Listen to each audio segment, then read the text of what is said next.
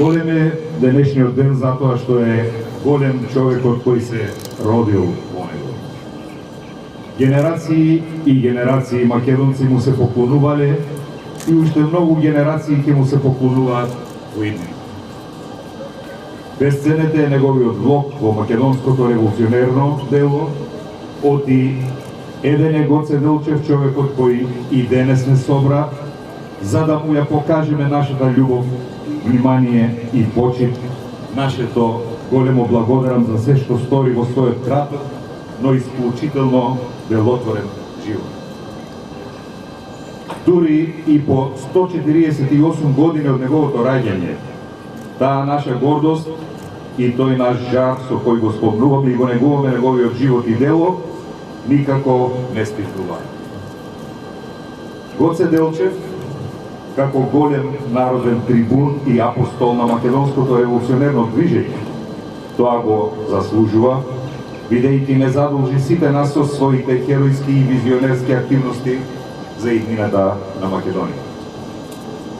Од неговиот живот ја избојуваме 1891 година, кога Гоце се запишал на Воената академија во Софија, како питомец тајно ги посетувал социјалистичките кружоци и ширел напредна литература, за што бил и исклучен од академијата. Во 1894 година Делчев станал учител во Штип, каде што се запознал со Даме Груев, еден од основоположниците на ТМРО. Како резултат на блиското пријателство што се изродило меѓу двајцата, Делчев во 1895 година и се придружил на Организацијата за набргу да стане и нејзин водач.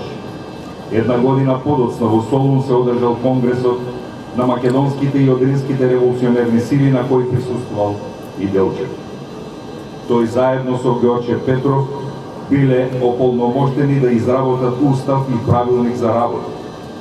На тој начин бил создаден уставот на тајната македонско-одринска револуционерна организација.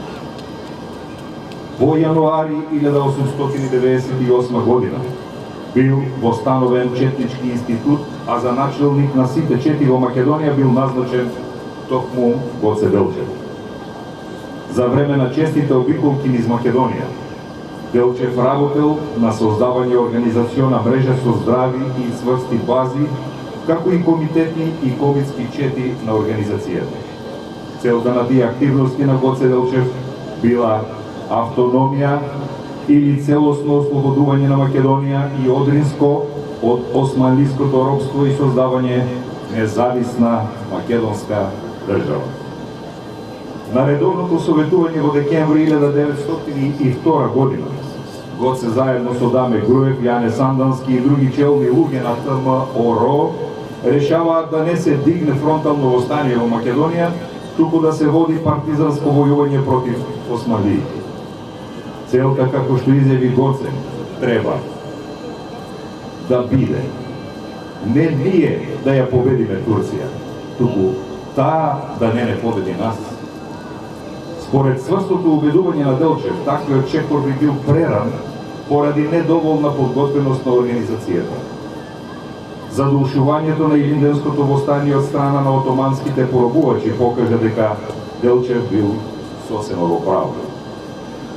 Погоден од непријателскиот куршум, на само 31 годишна возраст, на 4 мај, згаснал животот на херојот над хероите, а неговиот сон да ја види Македонија слободна и самостојна останал недосонуван. Во негово име, тој сон го претворија во јаве неговите потомци македонци, но и покрај прераната смрт на Делчев, тој остана со своето дело да живее до ден денешен. Тој беше и останува позициониран на највисокиот пиедестал на нашата историја, во која цела една плејада на родолюбци дадоа свој голем и несебичен придонес за денешната слобода и самобитност на нашата татковина. И благодарам.